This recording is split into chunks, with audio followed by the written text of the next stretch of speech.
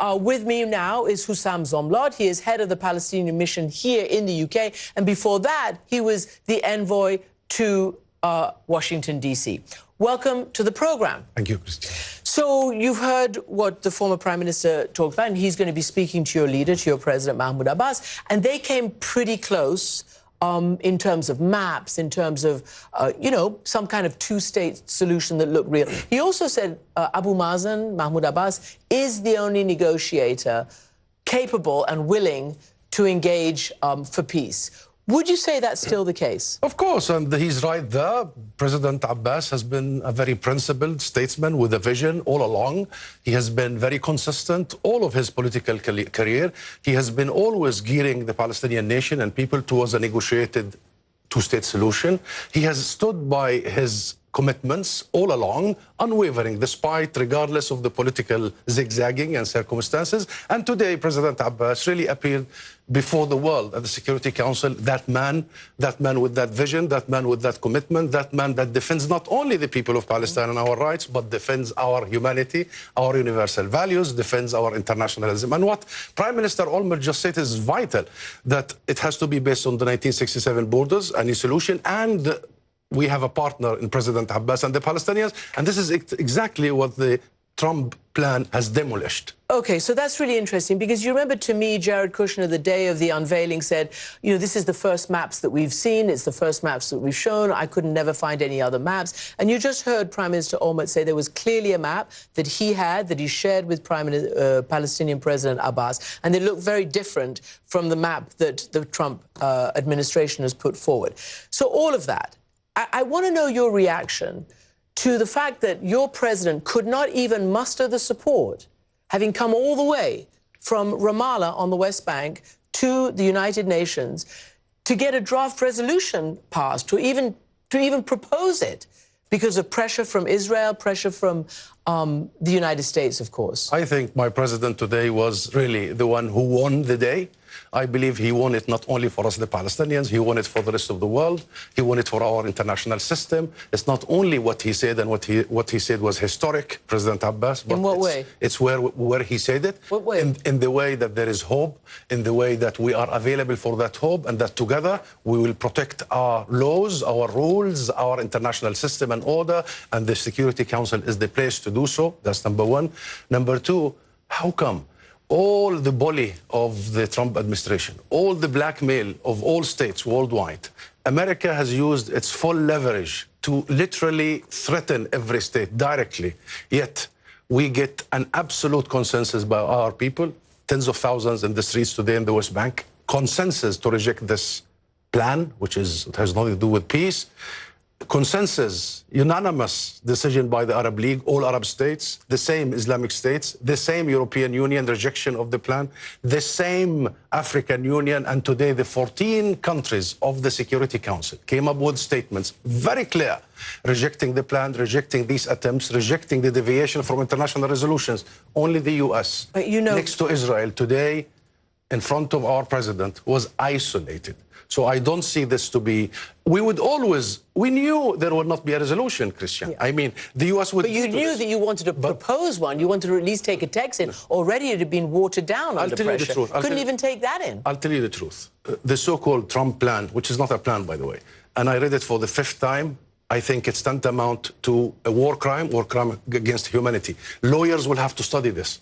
We'll have to study the amount of hatred, racism, segregation, ethno-engineering in this plan that I think implicates all those who wrote it. However, the moment we rejected this plan, Christian, the moment President Abbas rejected this plan, and with him the entire Palestinian people, it was enough.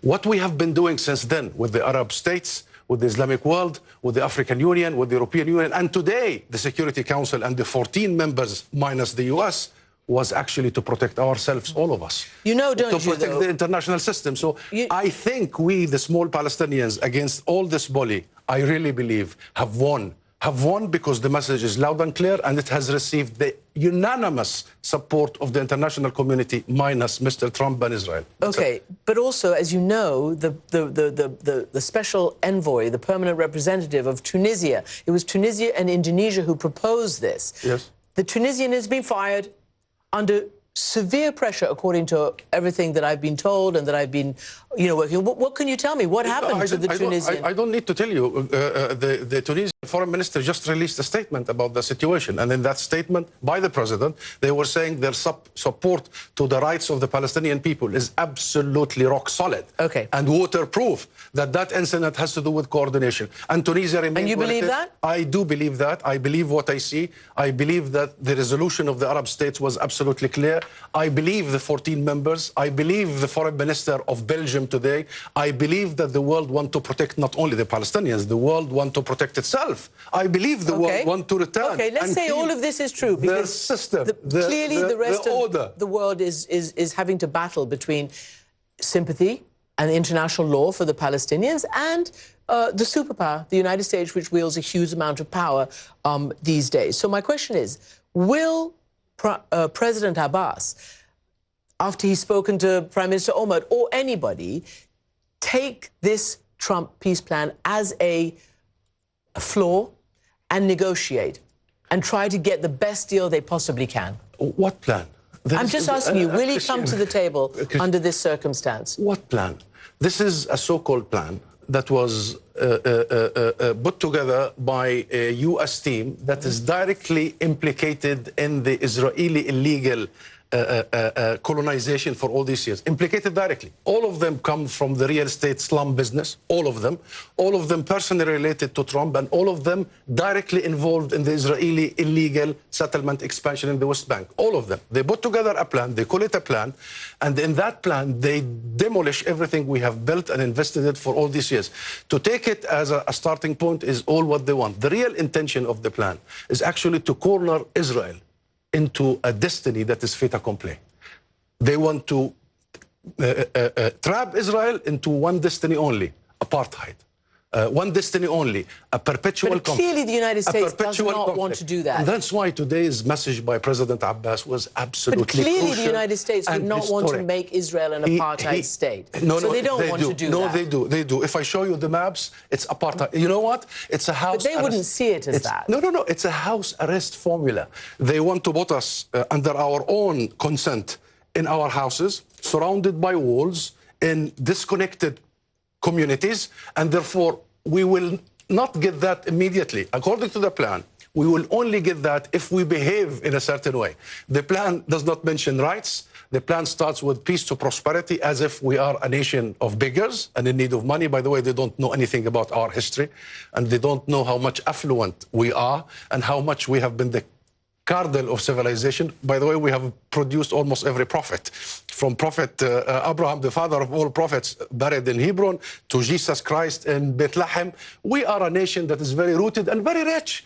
They think that the root to this is bribery and bully to us. Now let me ask you another question. That's why if it happened to Palestinians, if we allowed it to happen to us, it's just a matter of a question of who's next and who's next. That's why President Abbas today did what he did. I think today we did it for humanity. We did it for the world. We did it for you. We did it for the U.S. values and the Bill of Rights. We did it actually for our lesson after the Second World War, the horrors of the Second World War, because of the Holocaust, the most evil act. We did it because of the never again. So today we found ourselves, Palestinians, in defense of all that. And I think we wanted to defend the next. We wanted from now to preempt any possibility of these bullies to actually undermine the rights of nations. I have to ask you, the rights of nations. I have to ask you a question. Obviously, clearly, you have a lot of sympathy around the world. I'm still not convinced about the Arab states. I think they seem to want to get rid of this problem. However, I want to ask you something even more significant. As you know, there's a Palestinian Iraqi writer. Her name is Zenia Agha. She works for Palestinian Policy Network. And in the New York Times, no less, last week, she wrote about your leadership. The real lesson here is the disposability of the Palestinian partner, no matter how acquiescent it might be. The marginalization of the Palestinian Authority by Mr. Trump and Mr. Netanyahu has demonstrated once and for all that Palestinians have no place in any future plans. Your answer to that? My answer is that this is exactly what the so-called Trump-Kushner plan intends to. It wants to trap Israel into apartheid and segregation and annexation and perpetual conflict, permanent occupation, and it wants to wage psychological warfare against us. They want us to press the self-destruct.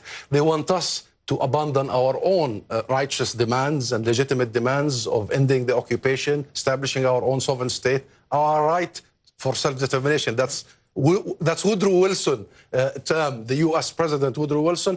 And what we are going to do now is what our president said in the Security Council. Which is? We will double down on our demand for statehood, sovereignty, independence, freedom, the right of our refugees. We will double down on our ability to impose our rights on the ground. Maybe this is not the time to have a negotiated two-state solution via a U.S.-led process. The U.S. has discredited itself, but it is the time for us to double our investment together with all the international community that you have seen today in the Security Council to actually go ahead in the vision of achieving peace based on a two states on the 1967 borders. And I believe what Trump did in the end has really revealed everything. It revealed how far a U.S. president can go in damaging the U.S. status, the U.S. leverage, in actually subcontracting the United States of America to the benefit not of one country, of one man that is called Netanyahu. And I believe today the Palestinians have so much to breathe for, to celebrate, and to go ahead in our long journey towards freedom. It was interesting, very interesting to hear the former Prime Minister, Olmert, who negotiated with your president,